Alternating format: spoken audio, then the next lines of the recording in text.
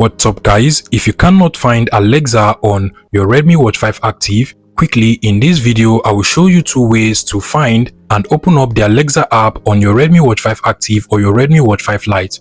Basically, you want to come over to the Mi Fitness app, which is actually the app you're supposed to pair with your Redmi Watch 5 Active or your Redmi Watch 5 Lite. Now come over to the Devices tab at the bottom of the app over here, and then make sure that both your Redmi Watch 5 Active and the Mi Fitness app are actually connected. And now what you want to do is to basically just go down and then click on the system settings over here from the Devices tab.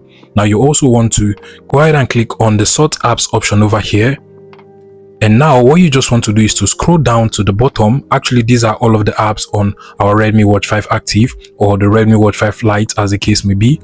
Now at the bottom, you're going to see the Alexa app, which is actually not added to the list of apps at the top.